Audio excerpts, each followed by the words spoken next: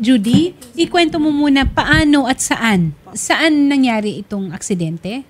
Yan po ma'am ay nangyari po doon sa amin sa Victoria, Oriental, Mindoro po. Okay. Siya po kasi ay nagdi-deliver ng isda sa mga, yung maliliit na tindahan po ba? Okay. Mula po sa palengke? Hindi po siya yung sa mga tabing highways po, yung okay. highway po. Tapos po, mula San Teodoro or Puerto, nagdi-deliver po siya hanggang Pinamalayan. Okay. Tapos pagdating po ng Pinamalayan, may dala rin po siyang isda pabalik po ulit ng Puerto. Okay. Para hindi sayang yung biyahe niya. Opo. No? Okay. Nung araw na yun? Nung December 5 po, araw ng Martes, galing po siya ng Victoria, nag-deliver po siya ng isda. Nung pauwi na po siya, ay habang nananakbo po siya, bigla pong sumalubong sa kanya yung Hilux na kulay pula. Okay. Tapos bigla na lang po siyang natumbok.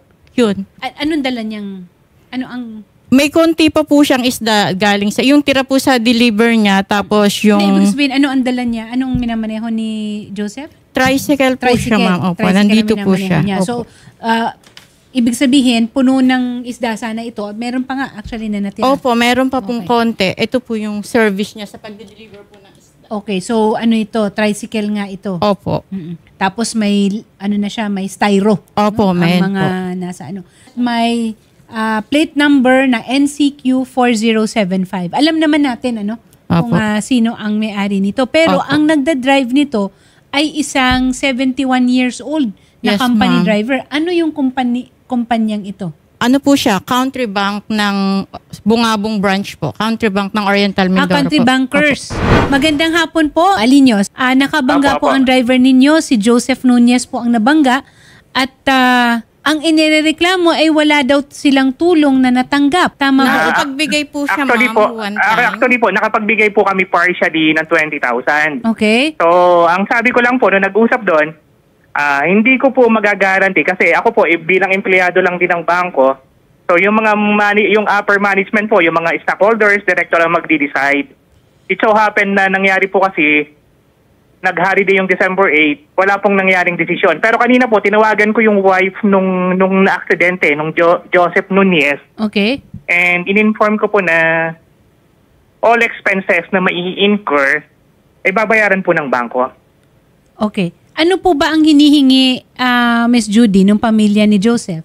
Sa totoo lang po, ma'am, ay nakapagbigay nga po siya ng 20,000 noong Miyerkules ng gabi. Which is yung pasyente po namin is nasa ICU po. Ipinaliwanag po nasa ICU pa. Noon po time na yon, nasa ICU pa po siya. Ipinaliwanag naman po nung hipag ko yung sitwasyon po nila dahil hindi po talaga namin kayang sustentuhan po ang pagpapagamot ng kapatid ko kasi po masyadong mabigat. Tapos po, nagkaroon po kami ng usapin sa barangay na Huwebes, makikipag-coordinate po siya sa amin para kung ano pa po yung naging usapan doon ng kanyang mga big boss po. Okay. Pero ang sabi niya po sa amin, siya po ang tatawag. Nag-intay po kami hanggang alas 11 ng umaga. Wala po kaming na-receive na tawag.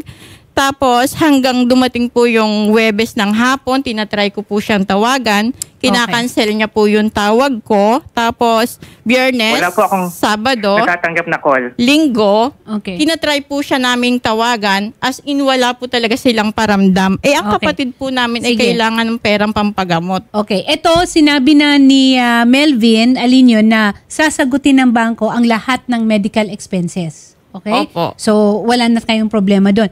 May insurance ba ang sasakyan, Sir Melvin? I-check ko po.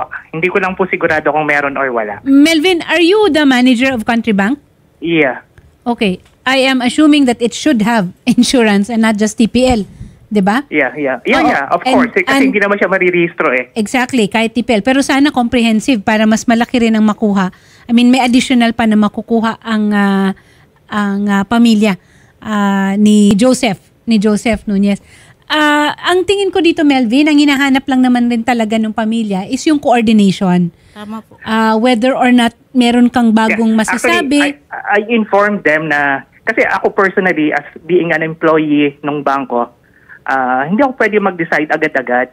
That's why I told them na maghintay. Understood. Kaya lang, kanina lang nagbigay sa akin ng information ng Go Signal, yung management. Kaya nung pagkabigay sa akin ng information, right then, tinawagan ko yung wife nung Understood, Mr. Nunez. understood Melvin. Pero uulitin ko ha, maganda sana kahit na wala ka pang maisagot, ay mabigyan mo ng kahit man lang yung, alam mo yung boses mo man lang marinig nila na masagot yung tawag. Sasabihin mo lang naman, pasensya na po, weekend po, holiday po, wala pa pong feedback mula sa aming upper management.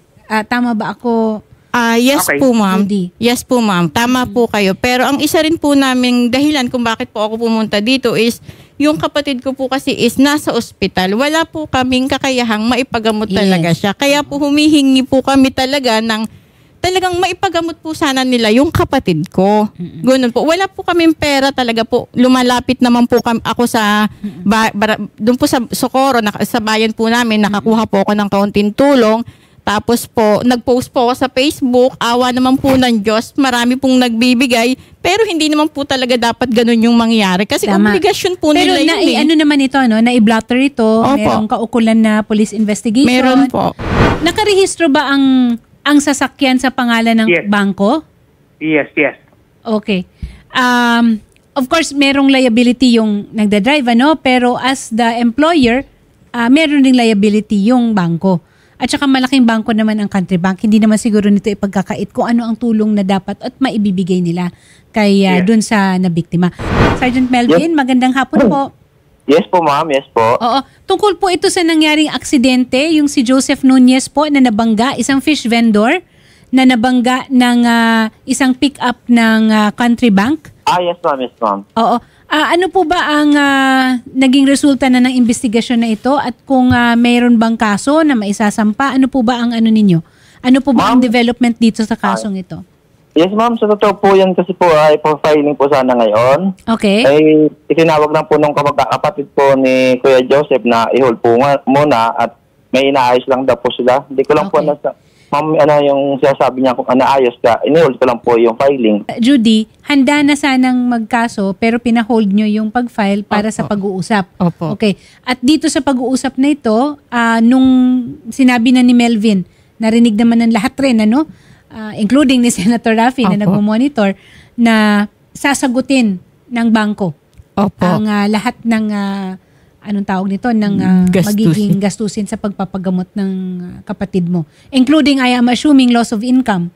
Opo, Kahit tama paano, po. Opo. may maitulong para yung kabuhayan. Siyempre, nasa ICU pa ang kapatid mo, di ba? Nailabas na po siya nung Friday. Isa po siyang PWD. PWD siya. PWD po siya. Okay. Kaya po, sobrang sakit po sa amin na nangyari sa kanya yung ganyan. Tapos po, tama naman po yung sinasabi niya na willing po nilang sagutin lahat yung gastos. Ang tinatanong po namin kailan po? Kasi po, araw-araw po kailangan ng pera pambili ng gamot ng pasyente. Melvin, ano ba ang manner of pagbibigay ninyo ng tulong? Nung una, hindi. Siyempre, we do not know kung magkano yung amount na kailangan nila. Oo. Eto, meron namang expenses na galing sa ospital. Is this a government hospital? Nung una po, ay dinala po namin siya sa provincial. Ngayon po, nakita po namin yung sitwasyon na talagang hindi po siya pwedeng mag-provincial po muna kasi po sobrang malala po yung tama niya tapos kulang po sa gamit. Kaya nag-decide po kami na ilipat po muna siya pansamantala sa private hanggang sa maging So stable meron tayong po mga siya. resibo dito. Magkano Meron ba po. umabot yung lahat ng gastusin doon? Nung nakaraan po ay nagkaroon kami ng yung hindi pa naman po siya totally na ng ospital, nagkaroon po kami ng utang sa ospital na 66,000. 66,000. Opo, tapos Okay. may cash po kami na yung gawa nga po ng mga nalilikom po namin at konti nilang pera. Parang ito po, nandito po lahat ng resibo. Medyo malaki-laki po kasi isang araw po is kulang po ang 30,000. Sa totoo lang po. Okay. So, ito, siguro, Shari, off-air natin na i-compute. Pero more or less, meron ba tayo, ilang araw ba siyang nasa ospital?